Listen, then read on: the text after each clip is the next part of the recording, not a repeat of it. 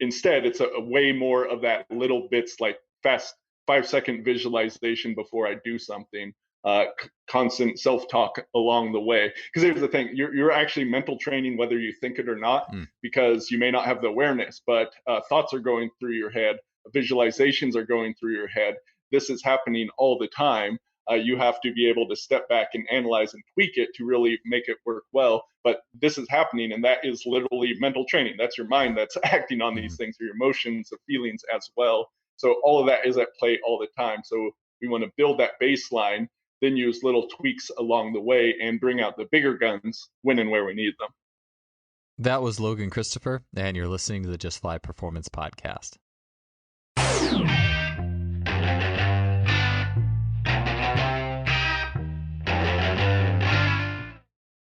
Today's show is brought to you by Lost Empire Herbs. You can get 15% off my favorite herbs for well-being and athletic performance by heading to lostempireherbs.com/justfly. About 3 years ago, I got into herbalism after having Logan Christopher on the podcast, starting with the Phoenix formula, which literally had my body buzzing after I took it. Not in a jittery way, like coffee, but in a way where I really felt the herbs working with my body. Within 2 weeks, I was already noticeably stronger in the weight room. And ever since, I've made herbalism a regular part of my training regimen. I've totally ditched any sort of caffeine-laden pre-workout, and I really enjoy using supplements that come directly from the earth. Lost Empire Herbs was started by Logan Christopher and his two brothers to help bring back the lost empire of nature and our connection to it, and to bring the power of herbs to the general public. Again, if you want to see my favorite herbs, such as Shilajit, which has been mentioned by other podcast guests on this show, Phoenix Formula, and more, as well as get 15% off your purchase alongside a 365-day money-back guarantee, head to lostempireherbs.com/justfly. Welcome to another podcast. Thanks for being here today. An interesting saying that you hear so many times amongst elite athletes and competitors is that the game is all mental, or it's 90% mental, or some high percentage. And although there are certainly general physical standards that are either needed or helpful to be successful in many sports. Think having the body type of an elite runner if you're going to be an elite runner, or having longer arms if you want to have a better chance of making the NBA relative to your body height. Things like that. Yes, those things are important, but as the level of sport increases and you do have those physical check marks or those physical boxes checked off, we need to continually be honing and improving and refining the process of the role of the mind in our movement and making sure we're running on all cylinders there. I'm sure those of you listening to this podcast with many years of experience have noticed that there is a definitive difference in those athletes who do reach those higher levels and do so consistently on the level of the mind. And this isn't just for sports skill. These can also, or the skill of the mind can also be utilized for raw skills, just raw strength, for instance. So this is a wide-ranging and multifaceted element of total performance. To this end, I'm thrilled to have back on the show guest Logan Christopher. Logan is a multi-talented individual. He's a strongman and author. He's the owner of Legendary Strength and the CEO of Lost Empire Herbs. He's been on 2 prior episodes of this podcast where he's discussed mental training in depth, as well as the 6 layers of strength and much more. He's the author of several books, including Mental Muscle, as well as Powered by Nature, both of which I've found highly impactful reads. Logan is so good at helping us use the natural machinery of our body, our mind, and our environment to help us reach our highest potential as humans. On the show today, Logan will talk about many facets of physical and mental training.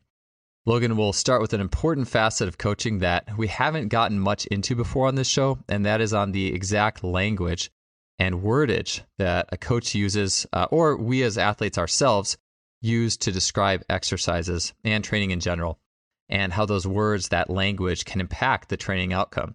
Logan will talk about the specific learning styles that can be used within one's visualization routines, and he'll give his take on the use of analogies and imagination in athletic skill performance. And if you're familiar with the podcast that I did with Coach Nick Winkelman back a while ago, he spoke about analogies and how powerful they are. So it was really cool to hear how Logan integrates them and his take on the use of analogies and imagination. Logan will also go into the strength side of things, talking about elements of old school strongman training, as well as finishing with a quick take on why testosterone has dropped across the world by such a large margin over the last 50 to 100 years. So a little bit of a wide range of things, but again, just so important to top up, so to speak, that mental training knowledge and understanding just how important it is from time to time on this show. In the time since this podcast, I can tell you that in my own personal training, I've really been more mindful about mental processes, and this stuff is so important. I know it's going to be helpful for you and those you coach, and I'm really excited to get you guys this show. So let's get on to it. Episode 281 with Logan Christopher. Logan, it's awesome to have you back on the show, man. Could you start by telling me a little bit about either A, the workouts you've been doing recently, or B, some of those non-workout workouts that you've written about, like where you work out or train throughout the day, or a little bit of both? Totally up to you. Sure. This goes back to the term workout, which is like to work yourself out. And I don't know about you, but my goal of my workouts is to like get stronger or faster. It's not necessarily to just like run out of energy. So even though this is just, it might be, linguistics or what we're looking at here, I think it's actually important. So typically I don't even refer to my workouts as workouts. I refer to it as training, because I'm training to be stronger or faster, or even practice where I'm really going after something. And this is where I may throw more of the mental training or more kind of analysis of what I'm doing to try to get better. So actually by framing it differently, I'm kind of focusing differently on what I've been doing. So the non-workout workout is one of the things I've been lately doing is not really, there's no dedicated workout period, but instead it's doing sets of an exercise spread throughout the day. This was popularized by Pavel Tsatsouline as greasing the groove.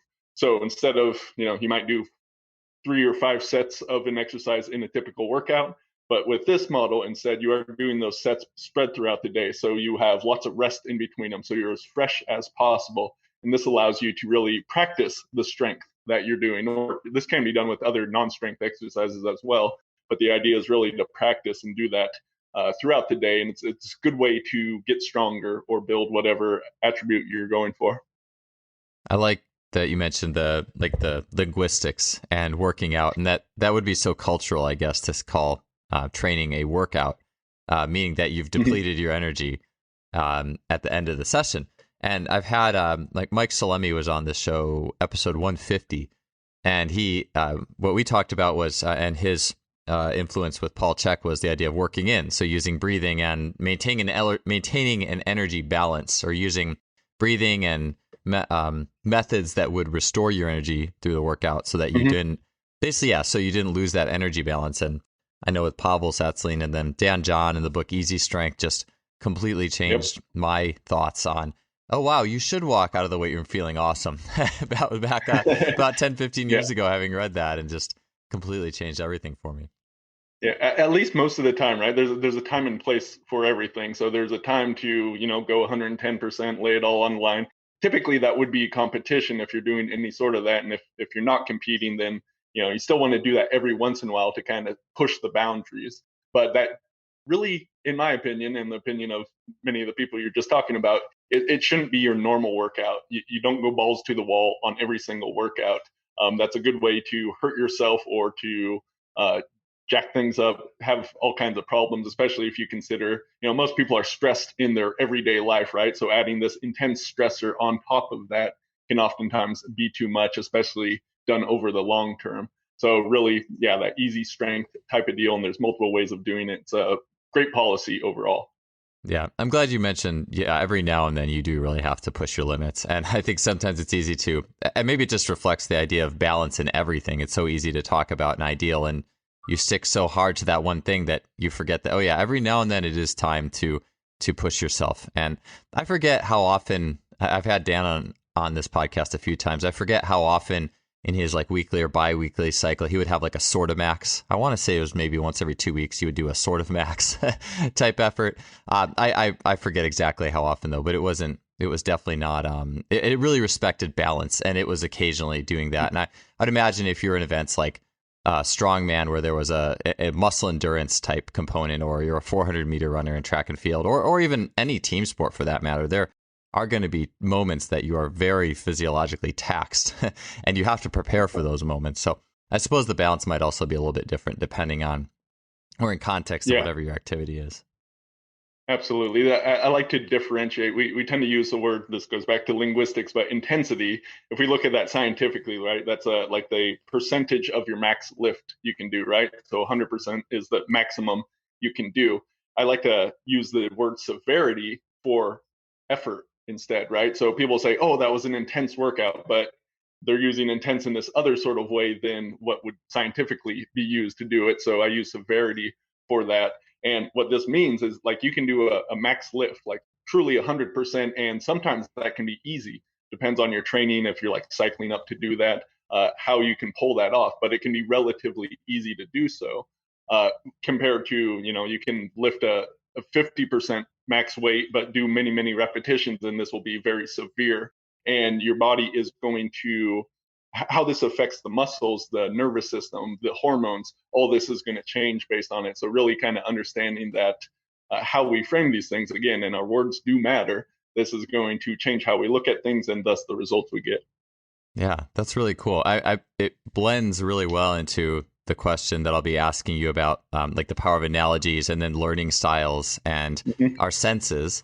And it makes me think about, I know Paul Chek talks about this a lot, and I want to say like pioneers like Joseph Campbell and Carl Jung, and like the origins of words and how did words come about? And you think about the deeper meaning behind them, and that the language that we use to ourselves and or our groups, you would think like a group where the coach was constantly saying working out or using words that really referenced exhaustion or were very exhaustive in nature.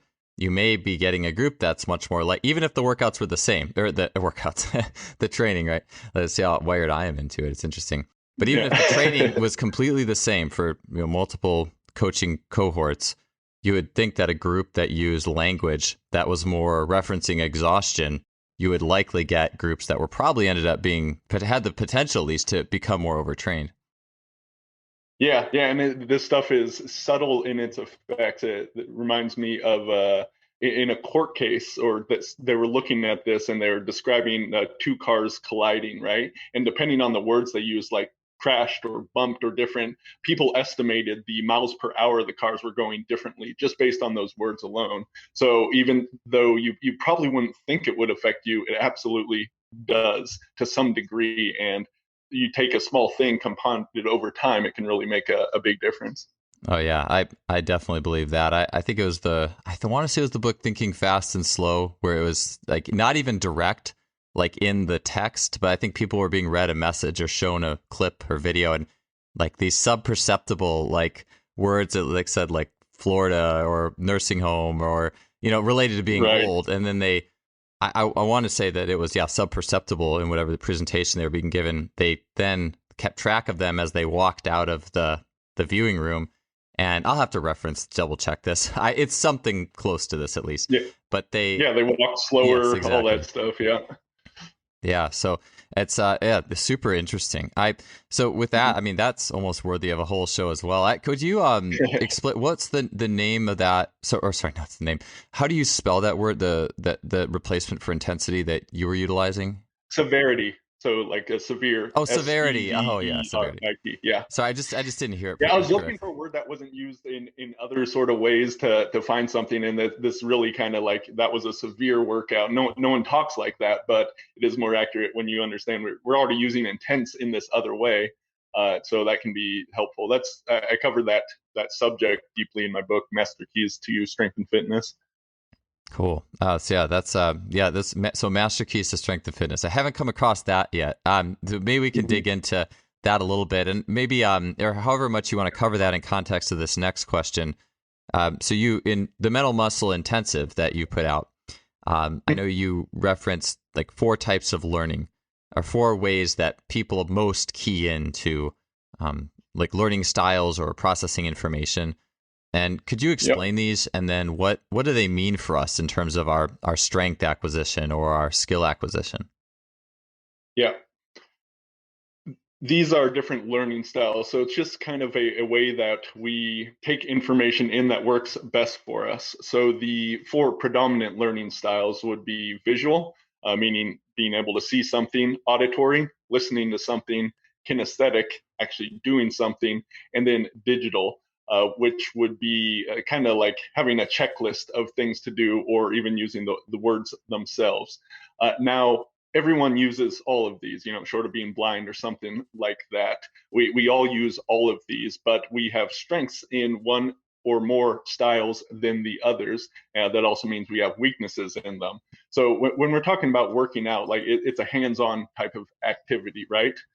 So most of the people that really get involved in fitness and sports, they tend to be kinesthetic learners overall, because they want to use their body for something. Like people that are auditory learners, a lot of them tend to become musicians or at least enjoy music very much so. So with sports and athletics and fitness, really the visual components and the kinesthetic components are really huge. So this is very useful. But you can, and anyone listening to this can think through this, right? Like if you want to learn something new, what is the best way that you can learn it?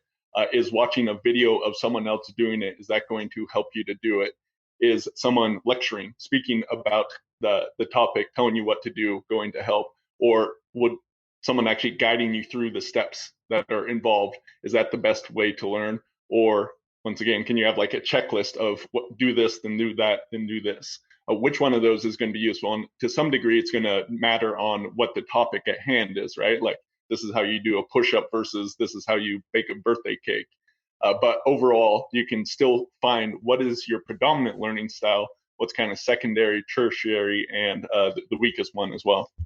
Yeah. So I mean, well, I'll say when I took there was a checklist in that mental muscle intensive and had some questions. And just in going through that, it's like, yeah, I'm almost completely kinesthetic.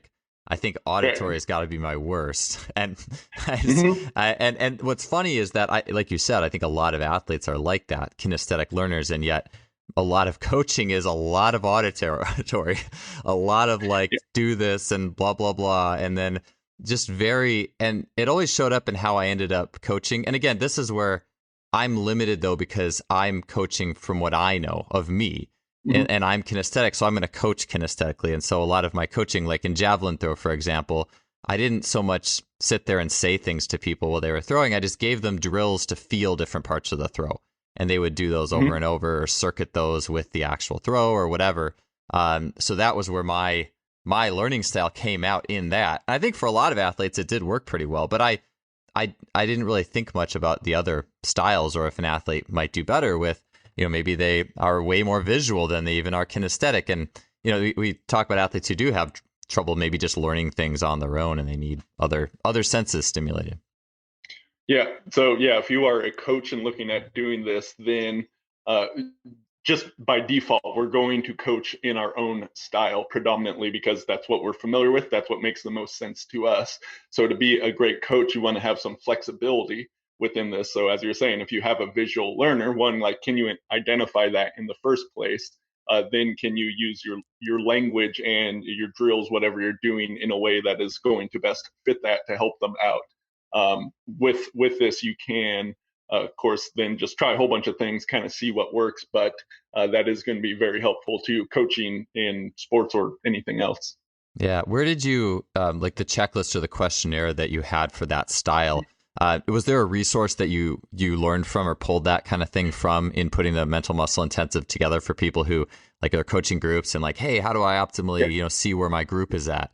Absolutely. So most of this comes from Neurolinguistic programming, NLP, which I'm a trainer in, and a lot of the stuff that I developed in as far as using for strength in sports was really taken from that, realizing that you can use your language in these ways that are internal representations of how we picture things.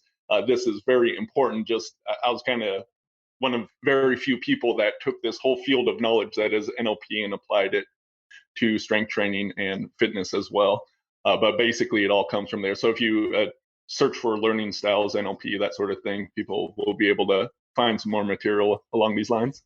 That's awesome. Yeah, I'll definitely try to find something like that and link that in the show notes of this episode. I just think it's, Hmm. yeah, again, it's like the bell curve, right? Like, yeah, most of the people you work with, if you're a coach, and they're like team sport athletes, probably especially like people who have to really control a lot of body control requirements. But I mean, I Yep. guess anything though, really, yeah, that's with the body. But it would be really cool to know Yeah. that, like, if I have someone who is also in the band and maybe they're really auditory and like maybe there's a music or a rhythm component or I just think that's really fascinating. Yeah, then there's a lot there, and a cool thing is, yeah, can you identify it for yourself, and then structure the things that you're doing in a way to help optimize your learning or what you're able to do. Then, if you are coaching anyone, kind of having the flexibility there, but realizing like we have all these senses, so we do often want to bring them in. And I think this will go into some of our further questions later on, I think, but with visualization, right? Typically with sports, we are thinking in visual terms and in kinesthetics terms, lifting weights or whatever. Not very often we actually find the audio component is completely missing from Mm-hmm. people doing internal imagination. And that can be okay in that it often is for guys like you and me, one of the weaker senses Mm-hmm. here. But there's also some tremendous power when we bring that in intentionally and in certain ways that it can really boost the signal and thus enhance the effectiveness of our imaginations. Yeah, I'm interested in that actually because I was, as you were talking about the four styles, I'm thinking to myself, okay, well, if I was going to work with someone visually, you show them a video, right, of them doing something or someone else, or maybe there's visualization like of them. I think we've talked about this before, like they could step out of their body and watch themselves do it, or like those Mhm. different things. And then kinesthetic is obviously like just drills where you're feeling different parts of the movement in many ways. And then digital, you could have like a checklist or whatever. But I was like auditory. I mean, all I could think about is like I could have a beat like with a rhythm to do something, or I don't know. Like I was trying to think of more ways to work the auditory in there if someone was really in that world. So what are some more ways that you could get after optimizing the auditory experience for people? Yeah, so a couple things that are kind of naturally there is your breathing. Can you hear your breathing as you're doing an exercise? That's something that's typically going to be around. Then most people, when they're training, are listening to some form of music, right? In many ways, so you can bring that into your visualization as well. Then we can also get more kind of imaginatory with it. We can do things like imagining a crowd around us, not Mm, just seeing them, but they're hooting and hollering, clapping, yeah, boosting you up in that sort of way, and that can be very helpful to increase the energy of the visualization as well. So there's all sorts of different ways we can play with this. It is with visualization, people need to practice it to some degree. So oftentimes, if you've never really tried visualizing before, like it's something we all naturally do, but you may have to add like one channel at a time. Okay, can I just get the visual? Okay, I got that going. Can I now bring in the mm, kinesthetics, the proprioceptives of feeling my balance, the holding the bar, or whatever you're happening to be doing. Okay, now can I add in the audio channel as well? And you see, as you layer with each one of these, it can become more realistic and or more powerful as well. cool. So we all have our strengths and weaknesses. I mean, I know, yeah, auditory. I like music, but I've found I'm pretty poor at like tuning a guitar and with by ear. And that's something I Mm-hmm. was like, man, I wish I was. And I know I can get better if I just practice a little bit more for sure. It's just one of those things, you don't have time to do everything in your life. But I just know I'm not like, it's just not like a natural super gift of mine. And what Yep. I would ask though is how, like, let's say I'm great at kinesthetic, but horrible at auditory. I mean, how much should I like bring my auditory in the sense that it's never going to be my strong suit, but like, is it just something you kind of trial and error? Let's play with a little auditory stimulus and see if that really enhanced it. Any tips with like strengths versus weaknesses and how much you bring Yep. that element in? Yeah, absolutely. The answer is going to be in experimentation. So if, and I know this is something we covered in previous calls, like you can do a visualization before an exercise, and if you do it well, it often makes the exercise easier to do. So imagine doing the same thing, except this time you're going to really focus on adding the auditory channel. So we can do a couple different, right? So maybe just hearing your own breathing in some way that can help aid you to do that. Not super likely, but it's definitely possible. We can add in like a music track into what we're Mhm. playing in our own mind, right? Like choose a song you really like, something that pumps you up, for instance, or relaxes you, depending on what you're going for. we can add that in and then test your real world results after doing this. Another thing, I didn't mention this before, but you can actually say something to yourself. You could, of course, do this in the real world, but you could also just imagine it internally. So it's basically a thought, but it can come across as if it is loud, has a loud volume, or a fast pace, or a slow pace. Different ways the quality of that audio in what you're saying to yourself matters almost as much as the words do. And in fact, more so, I would say, than the words do. The words can be important as well, but that gets the difference between what is actually the auditory channel versus what is the digital. So the digital, the meaning behind the words in there, both of these can be really important. And you can test this in different ways. For instance, you saying something to yourself, or you imagine a coach, for instance, saying something to you. This also gets to kind of a meta program of, are you more internally oriented or externally oriented and motivated by these sources? So you can play around with qualities like that. And once again, the answer is always then do the thing and see if it helps improve your performance. The tone is so big. It takes me back to, I remember I was at it was called Be Activated at the time, and probably still is at some of these going on, or I think there definitely still is. I'll just probably go over that. It was called Be Activated, and it was with this guy Douglas Heel and Chris Korfist. I don't remember where exactly I first heard this. I think it was a coach, Chris Korfist, at the workshop who said this, but and I've talked about this or had discussions on this podcast before, but the idea of just yelling, "I am the greatest," as loud as you can, like at the top of your lungs before you do like a vertical jump or something like that. And the experiment was, I think like 70% or 80% of everyone who did that PR'd their all-time vertical jump in that single session. And so I'm like, oh yeah, I want to try this. And and I found amazing results. I went from, I think I was jumping without using that auditory signal. I jumped 29 something on this jump mat, yelled it at the top of my lungs, and jumped like 32.8. And it was like someone put a rocket boost. I mean, it was insane. It was like all this power that I did not know I had in the session. And so then I wanted to have athletes. And this is where I think some of my weirdness really got in there. I mean, it works. And it's a highlight it's a window to, I think, different or expanding levels of reality. But I had the swim team try it. And it was funny because it was about half and half. About half of the team, I think, improved a little. No one like a lot, maybe an inch, but some people got worse. And I remember doing it with like also a Kaiser jumper that gave you a score. But based off the tonality, you know who would get better and worse. And so like if their voice kind of resembled that they didn't really mean it, they didn't really believe it, they thought it was stupid, anything there, they were going to do worse. Where the people who could actually authoritatively say it, those were the ones who got better. And I found that really fascinating. Yeah. So with coaching, you could then coach those, and you may have to get some beliefs stuff that may be blocking people from getting it. But as you were saying right there, so that's, again, a coaching skill. You could pick up in your hearing of people, even though you're not an auditory person, you're able to pick up from the tone which ones would do better, which ones would do worse, because that tone was reflective of the energy that was then going to be inherent to be released essentially in doing that jump. So yeah, it's really cool. And this is how it's powerful, right? So we could do something like that, actually saying that out loud. We could also try just imagine it inside. So let's say you're at a gym and don't want to disrupt everyone with, I am the greatest. I did. Yeah, that's right? I did do that. You can't do the same thing just saying like, I am the greatest. It wouldn't have the same energy, right? Yeah. But we can imagine it. And if we practice our imagination, we can feel inside that same sort of energy as if we are saying that out loud with that same sort of tone and that belief behind it. And that would then, if you do it right, should give you maybe not quite the same result, but pretty close to it, right? Yeah, for sure. Yeah, because I totally agree. Like you can't at a gym, it can be difficult. For me, it was at the weight room I worked in, so I was like, I don't really care who hears me. But it could definitely change. And I've actually seen, I don't know if you've seen anything like this, but there's people who actually measure like that tonality, like to have you speak into an audio, recording unit, and it can actually.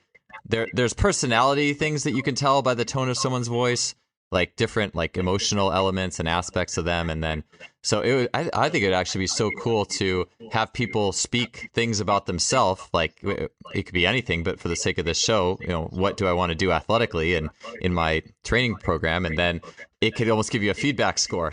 How much do you believe this about yourself? No, you don't believe it at all. Well, why don't you believe this? I don't know. I'll have to check that stuff out now that I'm just talking about it. Yeah. Yeah. If you think about the fractal nature of everything, or the holographic nature, right? So there's so much information more than just the words themselves coming through in the voice when we're talking about things right here or in other places. So yeah, absolutely. There's more to be investigated there. I wanted to take a quick break from the show to tell you a little bit about our sponsor, simplyfaster.com. Simplyfaster.com is a fantastic coaching resource, not only on the level of their blog and all the information they put out, but also on the level of their online store. With the click of a button, you can see and purchase the technology that is utilized by so many of the world's great coaches. In simplyfaster.com's online store, you can have access to training technology such as blood flow restriction training, timing systems, including the Freelap timing system, bar speed tracking devices, a variety of resistance training machines, such as the K-Box, and also Kaiser training units, which Kaiser training units being strongly recommended by sprint coach Randy Huntington, for example. You'll also get access to motorized sprint training units, such as the 1080 Sprint, force plates, and much more. You can check that all out by heading to simplyfaster.com. That's simply with an I, faster.com. Let's get back to the show. Yeah, that's great stuff. I did or in kind of keeping on with that, I had this moment every now and then. I have these moments where these two like lights connect in my head, and so one of which was all the different like learning styles that you talk about, and then another was I've had a guest, Nick Winkelman, on this show, and then I was at Rafe Kelly's retreat in Northern Washington. Where they talked a lot about embodiment, and anyways, where those two things kind of linked up was analogies, in the sense that you embody an analogy. For example, you could say like you're going to sprint or you're going to accelerate like a plane is taking off the runway, or you could say be Superman or Superwoman while doing this exercise. Which I actually use superhero analogies frequently when I'm doing instructing exercises that have a postural component to them, especially with young athletes. I find that works very well, rather than if I just say, oh, stand up straight, it's like your parents talking to you or something. It's like, so anyways, I'm curious what your thoughts are on analogies and where that might fit in with neurolinguistic programming and then the different learning styles. So with this is a kind of a key way you can go with visualization, for instance, is you can go for realistic. So let's say you're sprinting or squatting barbell, right? You can imagine yourself just doing that exercise and doing it well. That's one route to go, and it absolutely does work. Or we can go this more imaginative route. And so with the analogy of be like Superman, it's really going to filter through that person's own learning styles. A lot of it's probably going to be like a visual type of thing, right? Where they're going to imagine seeing themselves like that, and that's going to automatically change their posture. Whereas you saying like stand up straight is more kind of that digital type of instruction, right? So they might be able to, they have to kind of switch the sensory system it's in order to look at that. And that's why you may see a better result, especially with younger people in doing that. So absolutely, I think the analogies oftentimes will be more powerful than going for something realistic, right? You definitely have to test and find what works for you, and there can be time and place where it's some of both, right? Like the aspects where we're like brightening the image or adding in these words, like you can layer different analogies on top of each other, but the analogies are like a quick, easy way to do this. I'll give an example. One of the people I was training to like brighten up the image, do different things, all these different ways that you can play with your visualization, moving from first person to third person, brightening the colors, changing the size, location, all these different things. She couldn't remember like any of the details when she went back to her personal training the next week. So she just told her person, picture yourself like you're on an HD TV screen, right? Just a simple cue right there, analogy kind of, because it's still the visualization. But doing that and the person improved, right? So how simple can we make our commands to help people along with that. So absolutely, those are very powerful. Another example, something I've often used with pull-ups, is imagining a jetpack on my back. Makes pull-ups easier to do when you have a jetpack doing some of the work, right?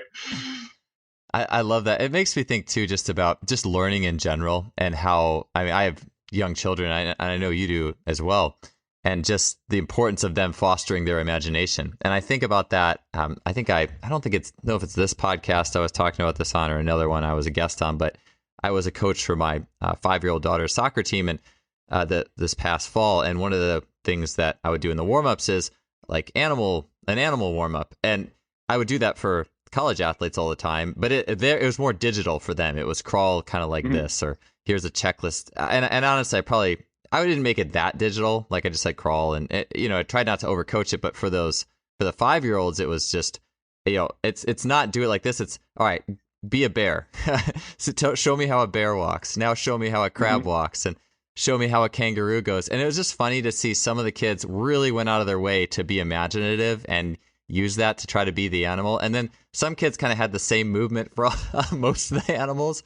And it would be it would be interesting to track like how that somehow plugs into their, what's their repertoire of moves down the line for whatever sport they're doing.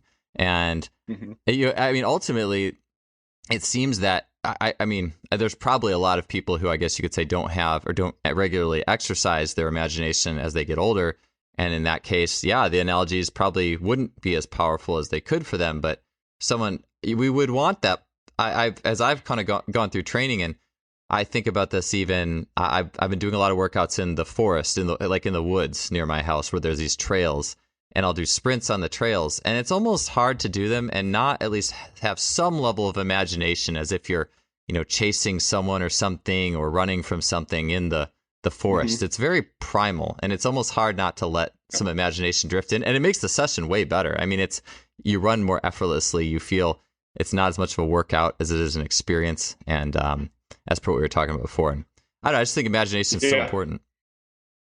Yeah, and this speaks to some of the things we mentioned before, such as, saying I am the greatest, right? So who feels silly when you say be a bear, right? Versus who's going to actually embody it, right? So that can be a good sign. And most people have their imaginations beaten out of them by schooling and all that. So they can literally not want to do that, in which case a more realistic type of visualization may be more applicable to them. And that also speaks to another thing of fun, right? So we were talking about, is it a workout or is it training before? Well, it might also just be a play session. And this can be a very powerful way to enjoy your fitness much more. But also with that, like it's very different. It's completely different approach from working out to playing, right? You just don't even do the same sort of movements. There might be some similarities, but there's so much different about them. So that speaks to really this. And I think most adults could do with some more playing and some more imagination for sure. Oh, without question. The longer I've been a coach, like the amount of play has absolutely increased year to year to year to year. And obviously there's the point where it's like, yes, okay, at some point we can't just necessarily play the whole time.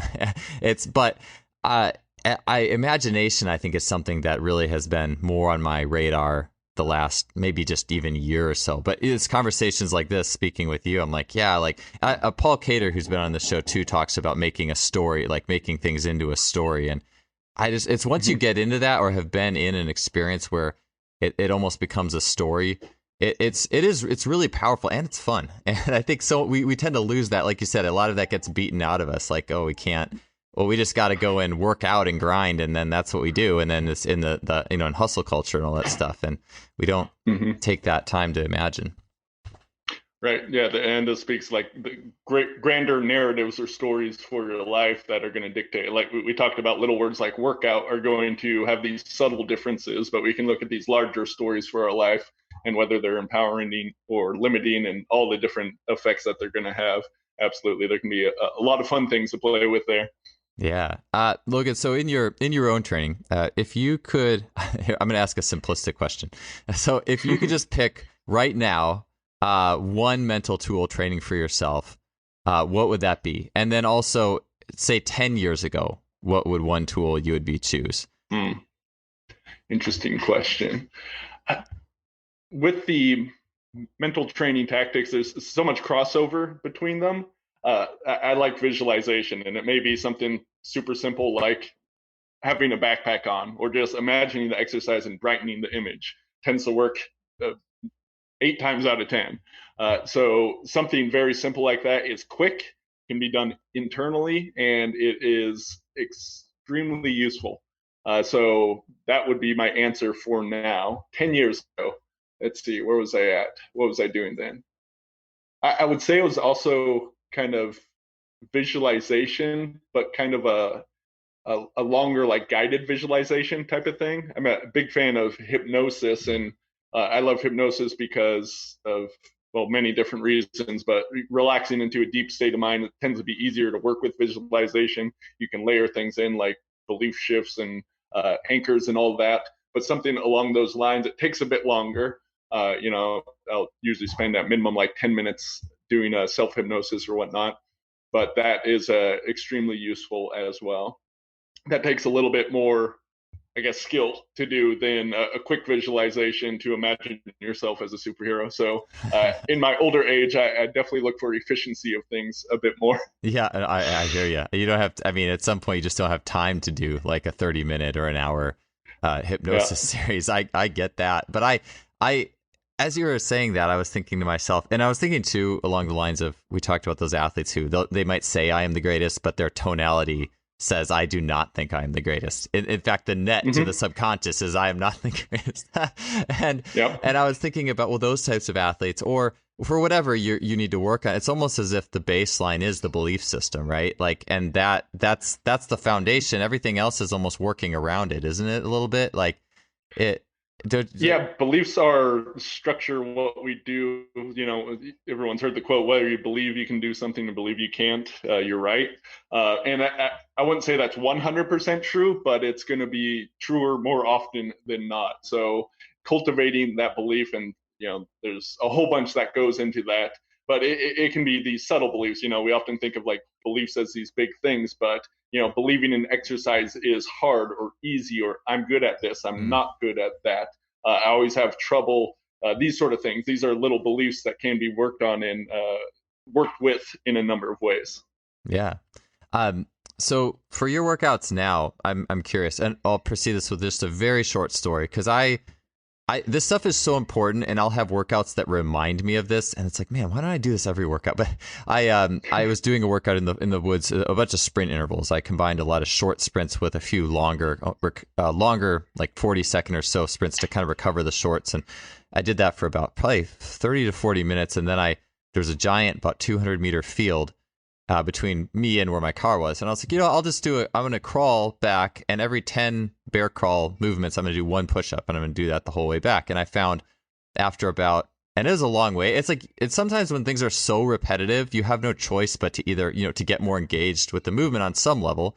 And so I started just positive self-talk partway through, like just saying, I'm strong, like this, just being in contact with the ground heals me, like I'm good, this is easy, like all that kind of stuff. And I don't have a hard time saying it like I mean it either. And I found that the first, like maybe third, I could make it maybe 4 push-ups. So 10 crawls and then a push-up, maybe 4 or 5 single push-ups before I was like, okay, I'm good, I'm going to stop. And then once I started the talk, I probably went like 10 to 12 without even thinking about being tired. I mean, it changed everything. And so I was like, man, why don't I do this more often? And just even like talks about recovering too faster and everything like that. So what I'll ask you is are there any workouts you do where you don't like use any of the, or is it so on automatic that you're just going to find yourself using these for your workouts? Or do you just tell me like the frequency of where the mental comes in your current workouts? Yeah, like you, I know all this stuff. I've written books about it, and I could do more myself as well. I would say I do. So here's an interesting thing about mental training. Yeah, how much of it do you have to like specifically work on some sort of mental drill to kind of get there in the first place? You were saying like, this is easy, or I believe in myself. Like once you embody that, once that's real, like that sets your base level. So my base level of all these things, like when I go to lift a weight, I'm typically positive about it and believe I can do it. I don't need to necessarily work on that. but that hasn't always been the case. So mental training is not just a then and there type of thing, but also kind of a building thing over time. So these days I don't do a whole lot unless maybe I'm working on something new where I am really kind of focused on mental training for that, like doing a hypnosis for a specific thing, for instance. But it's a way more of that little bits, like fast 5-second visualization before I do something, constant self-talk along the way. Because here's the thing, you're actually mental training whether you think it or not, because you may not have the awareness, but thoughts are going through your head, visualizations are going through your head. This is happening all the time. You have to be able to step back and analyze and tweak it to really make it work well. But this is happening, and that is literally mental training. That's your mind that's acting on these things, your emotions, the feelings as well. So all of that is at play all the time. So we want to build that baseline, then use little tweaks along the way and bring out the bigger guns when and where we need them.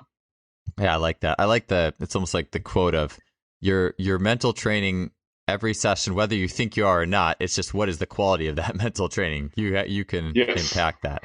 So it's, like you said, it's like when you have the baseline beliefs and you've trained your system just the same way. Like if I'm learning the hurdles and I learn to hurdle well, there's certain things that are going to be more on automatic. But I think, do you agree with that for the belief system, the way the mind? Yeah, to agree. So here's the I guess flip side of that, right? So I can do a 5-second visualization and perform reasonably well, hopefully enough to set whatever sort of record I'm going for. But if I spent like 5 minutes really like focused, dedicated mental training on that, could I perform better? Pretty much, absolutely, 100% of the time. So it is that give and take depending on all kinds of other factors involved as well. So one of the ways to think about mental training is how much time are you spending on it? How much of your energy and focus is on it? Because if you look at any sport, right, all the greats say like the game is 90% mental, sport after sport, like everything, right? So we've all heard this. How many of us actually believe it? How many of us actually embody that, right? So you certainly can always do more, and I would encourage people to do more. Don't let me say this, you're always doing mental training, so that allows you to not focus on it at all. Because people definitely, if they want to get really great results, you're going to have to learn some things about it and then specifically experiment and practice. Yeah. It makes me think. I remember last time, or the first time I think you were on the show, and this has stuck with me ever since, is that, everyone, so many elite athletes, like, the game is so mental. The game is so mental. And then, but no one trains. All we do is physical drills. Yes, but all we do is physical drills. And we just leave it in one layer deep so often. Although it's because it's so slippery, right? It's a coach can't see behind the person's mind unless they can tell it from the outside by like looking at them, listening to their tone of the voice. So it's harder to do in that way, which things that can't be seen as easily tend to not get as much attention on them. Oh, 100%. Yeah, if it's simplistic and right in your face, then we'll do it. It's easy. Oh yeah, I got this. But if if there's a few layers deep, you can't see it. Yeah, it definitely becomes something that not every athlete is going to really want to do. But again, I'm glad I did that, with the swim teams, like just saying, even though it was kind of like, oh, what's coach doing? You could see so many interesting things. And it makes me think too, those athletes who do say it's all mental, maybe as per what you were talking about, whether they were intentional about their mental or not, maybe they just had the belief systems and they had the mental processes that just by default, like they were just more gifted, or their upbringing was better in that area, and that helped them to achieve what they did. And maybe they just took it for granted and just said it was all mental, even though they maybe had the advantage of needing to work on it less than someone who wasn't quite as good.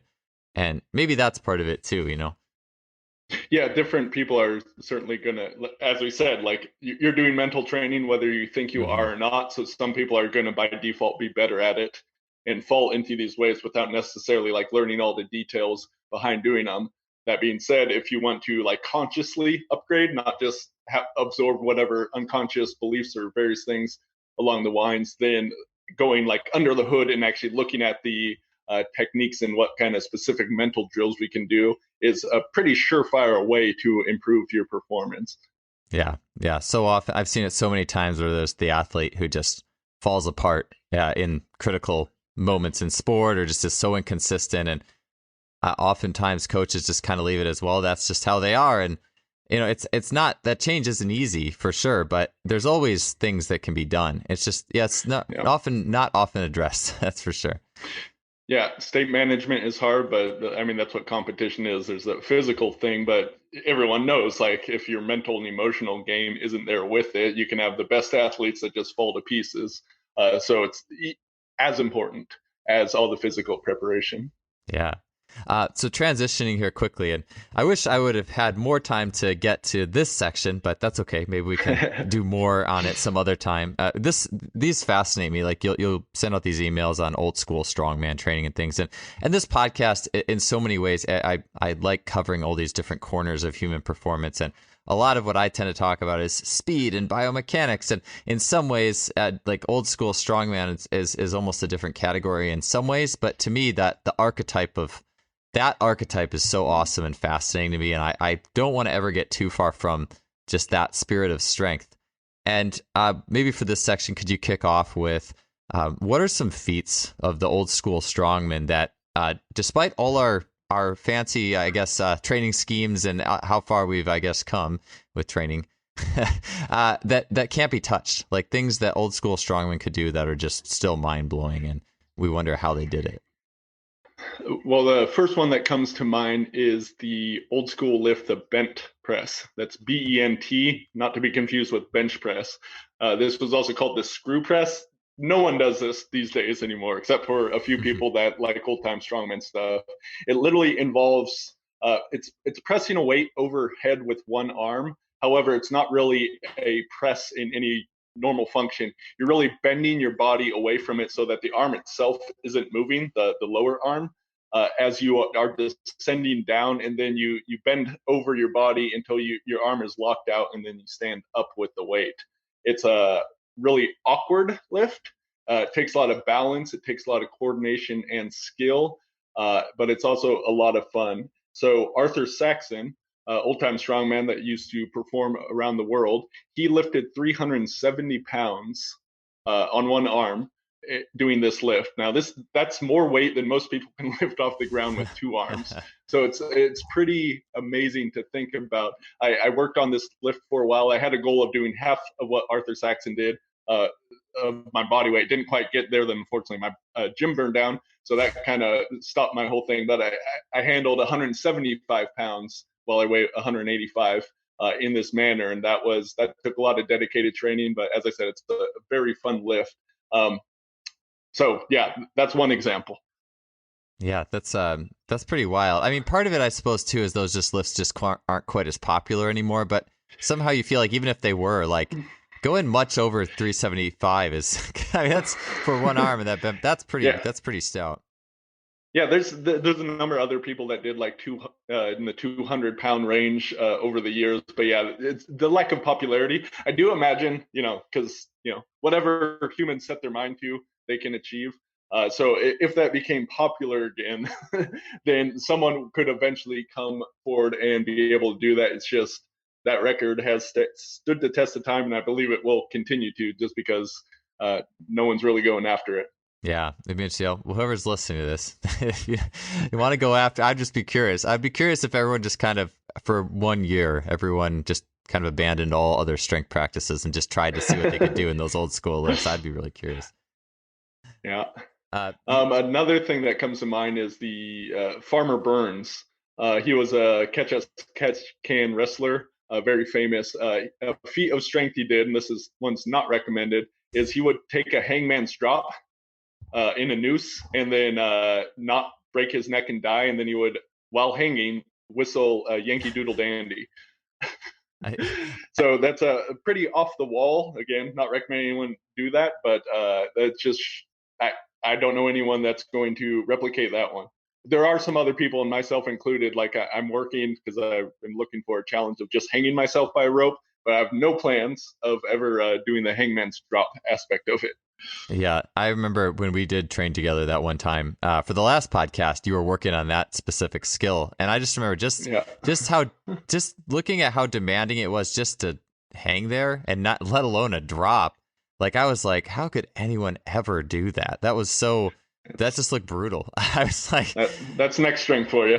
yeah, and whatever that guy's mental process had to be to actually do that too. Like, holy cow! Like, Yeah, talk about belief in yourself, right? yeah. Oh, unbelievable. It's just that's that's just crazy. I'd be interested to just sit down and have a conversation with that individual. You know, like sometimes Yeah. people who are capable of so much of those things, they're just different. They're fundamentally Yeah, and I different wonder human about the beings. training going into that. Did he I imagine it was progressive training of like, an inch at a time taking this drop, because that's kind of how I approach all of this is progressive training, right? But yeah, what was the thought processes, the different steps they took leading up to there? It's not something you would just on a whim. Oh, I think I can do that. Yeah. Jeez, it's that's crazy stuff. Um, what was I going to ask? Oh, so with some of the old school strongmen, and I ask this because I like exploring different aspects of these things, is breathing. I've had a few podcasts where we've talked about different breathing techniques, but I think they've been a little bit more directed towards like endurance sport or recovery a little bit, and a little bit, or even like the body's inner working pneumatics and expanding certain spaces in the body. But I haven't really had any shows where we talk about it in regards to just power and strength. And you had an email or article recently explaining how old school strongman, that was a really important part of what they did. So I'm curious of how that was what they, or what type of breathing did they use? How did it fit into what they did? Yeah, breathing's a great thing because kind of like visualization, you can do all this stuff with this. Breathing is another route to all different aspects of human performance and ability. So when we're talking about strength, I mean, and this is taught by many people these days, as far as like pressurizing and being able to generate internal pressure using not just the musculature but the breath in addition to do that, which can involve holding the breath in certain circumstances, but also the pressurized exhaling of the breath can really help to increase things. For the most part, that is going to help a whole lot with different power type movements. And again, this depends on if we're doing like slower movements or explosive. Then with explosive movements, the timing of the breath is extremely essential to being able to do that well. The different old time strongmen would have, oftentimes it would be that kind of like regenerative breathing exercises, different practices like that they would do in addition to doing these lifts. Gotcha. Yeah. Like, so could you give me an example of like how they, within the context of what they did, like where the timing might fit in? I mean, I guess we oftentimes will do a lift and say, okay, exhale on the way up or whatever. I mean, how might some of the movements they were doing fit in with a timing of that compressive force of the breath? Well, if you're talking about explosive lifts such as the Olympic jerks or snatches, then it's the same thing as you would see with people today. Obviously, the people today have a lot better technique than they have back then. Back then, when the sport was first getting started, it was much more about muscling the weight, and the technique slowly got improved year over year from different people. But essentially, the breathing would be much the same with that, as far as like when to hold your breath, when to exhale, when to breathe in, how much, like how full of your lungs you're going with all that. All that's going to be very important. And it's really going to be, while there are some generalities like, breathing out as you're lifting, for instance, there are some specifics on some different exercises, and it can depend on power versus endurance, for example. Because Yeah. like I like to use squats as an example, right? If you got a heavy barbell on your back, you're wanting to breathe in at the top or as you're going down to build that pressure belt across your torso, and then you're going to be either holding the breath or exhaling as you are going up, or just at the top of the lift. But if you are doing bodyweight squats, 100 of them in a row, you can breathe in that same pattern, but you're generally going to move toward anatomic breathing. That is, as you squat down, you're actually breathing out because there's less room for your lungs, and then breathing in as you're coming up. That's just a natural anatomic position of the squats that is breathing for you, this concept of being breathed. And this is great for endurance. So it's not like there's one right way of breathing. It really depends on what you're going for. Gotcha. Well, cool. Really interesting with that. I know it's always good to kind of look at all the different realms that the use of the breath can live in. It helps me to definitely get a better picture of all of it.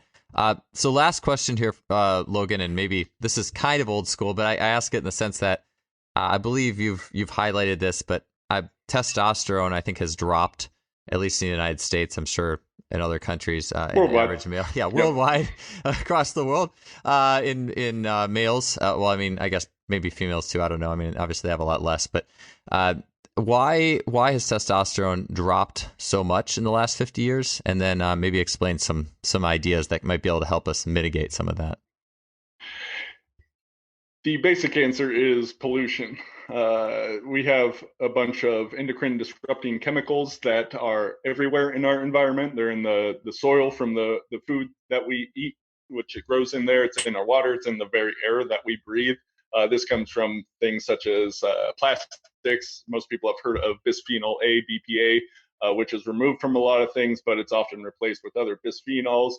There's phthalates. There's all kinds of different chemicals that may mimic estrogen, be anti-androgenic, anti-thyroid, cause all different causes and causal effects across the hormonal system. So unfortunately, because of how we humans have been on the world, this is something that has spread far and wide. Like you can find chemicals such as DDT, which disrupts hormones as well as much else, up in the Himalayan mountains. So this stuff, unfortunately, is everywhere. So one of the biggest things, and this is why we see the population level decline. So most people are under the somewhat accurate idea that testosterone declines as we age. That's not the full picture, right? Because there are people that are in their 50s, 60s, beyond that have really high testosterone levels. So instead of like focusing on what's going wrong, let's like look at what they're doing. What can we do to get there? And if we see that we have this overall population decline, then it's more important for even younger guys to be focusing on this stuff. So the number one thing to do is to reduce your exposure to these chemicals. While it's everywhere, you certainly can do a lot as far as reducing exposure. So this means eating organic food, drinking fresh and or filtered water that does not have these chemicals. And most municipal tap supplies are pretty horrible, unfortunately. Skincare products is quite horrible. This is definitely a bigger issue for women than for men. And this may be one of the reasons we see higher thyroid disorders in women, is the use of makeup and skincare products is significantly higher. So you want to look at all these different things. Saying the first step is to minimize exposure. Then we want to add in things that can help support the systems. For instance, many people are deficient in zinc, which is hugely important for testosterone, as well as a host of other vitamins and minerals that are, of course, important. Eating the right foods that can help with this, the right sort of training, sleep, all the basics. When I talk about testosterone, it's really like a healthy living plan. You need to like overall do this, and then for the focus on testosterone, just kind of a few tweaks that make it specifically on that. But overall, just you need to have a good foundation of health if you want to have a good testosterone level. Yeah, I find it interesting. I mean, everything you said, right? Like, but yet people will not look at any of the lifestyle indicators or I mean, with the pollution, it was crazy. Like you're saying, like it's even in the Himalayas. I was like, where do I go? Can I live like on the mountain, like be your neighbor or something? Live in a mountain, California. I mean, it's sad that you can't really escape that, but it's also interesting, like people won't think of anything. They won't think of stress, nutrition, what they're putting in their bodies or on their bodies, right? Like that was a change I actually made this past year, was the like just fragranced, even just body wash. And then it's funny because there was a little bit of this like blue body wash left in my shower, and I didn't want to use it. Like it just sat there for months because I was like, I don't want to use this. But here's a clue: things should not be that kind of blue color. It's generally not a good sign. If what you're putting on your body is blue, probably not a good idea. Well, so here's something to keep in mind. Like anything you put on your skin is going into your body. It absorbs through the pores. You actually may get more absorption through the skin than you do eating things. So in general, do not put anything on your body you will not put in your mouth. If you can live by that rule the majority of the time, you're going to be a bit better off. Yeah, interesting.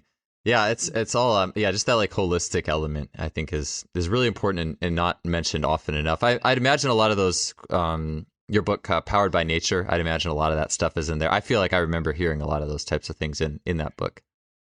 Yeah, that's Powered by Nature is all about living healthily to support our performance and health and happiness as well. All the different details, like so much of chronic illness and lack of health is because we have like moved too far away from nature in very specific ways that that book goes into extensive detail on. So that can be really useful.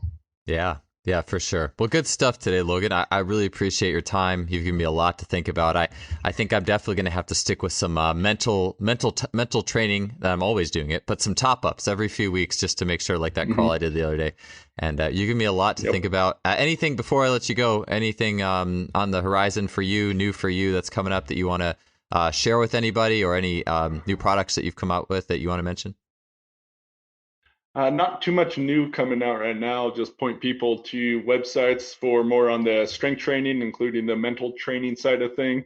Check out legendarystrength.com. Then something we didn't even really touch on today, but I have a herbal supplement company with herbs that can help with all different aspects of performance, including in the gym, on the mat, etc. I believe we talked about those in some of the other calls, so be sure to listen to those old episodes if you want more from me. But that you can find a bunch more information and see what's available there at lostempireherbs.com. Awesome. Well, thank you so much, Logan. I really appreciate it. Yep, it's been great. Good, wide-reaching conversation. I enjoyed it.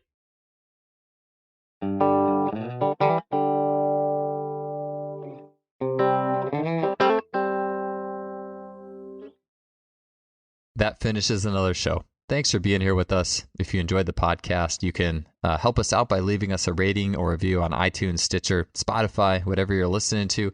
We'd really appreciate that. We'll see you guys back next week with another great guest.